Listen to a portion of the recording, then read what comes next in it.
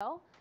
So we're here to give you a little bit more of information on all of that now. We've got with us the international... It wasn't quite the day that we planned, but it is great to have Nick and Alexi at least here back on the ground again.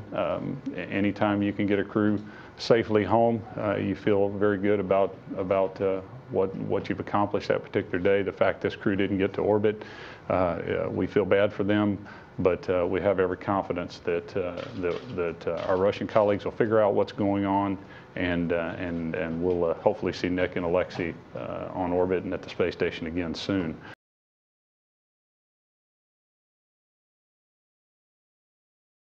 You know, the plan was to launch it at 3:40 a.m. Houston time this morning. About 2 minutes into launch, there was an off-nominal signature with the actual Soyuz, and the second stage booster had an issue at that point. Per the standard procedure, an abort was initiated, and the crew descent module was removed from the stack. And at that point, it entered what you call a ballistic landing trajectory, and about 34 minutes after that abort was declared, the crew touched down safely.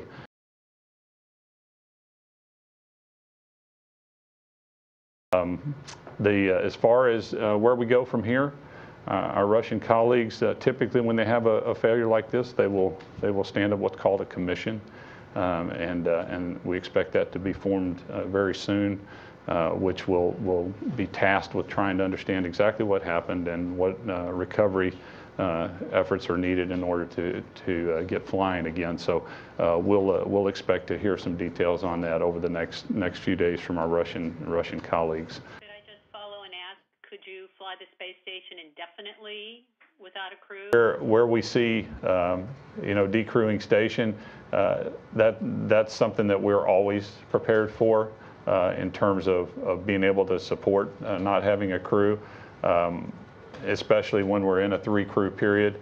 One of the things where we find ourselves today with 3 crew for at least an extended period is we're going to go back and dust off some of the same products that we had from back when we were in these longer periods of 3 crew, and make sure that we have a good understanding of what the systems tweaks are that'll be needed to ensure that if we did have to decrew for whatever reason, that we could continue to manage the systems on board the station with our ground controllers here in MCC and around the world. That'll give our Russian colleagues certainly the better part of 2 to 3 months.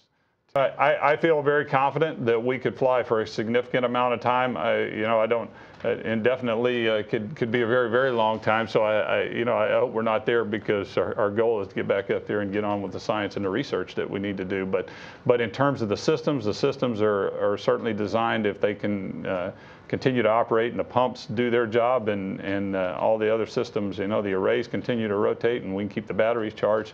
Yeah, there's nothing that says we can't just continue to bore holes in the sky and do a minimal amount of commanding. So yes, I'm not too concerned about that, as long as our systems continue to operate at the level that they're at now.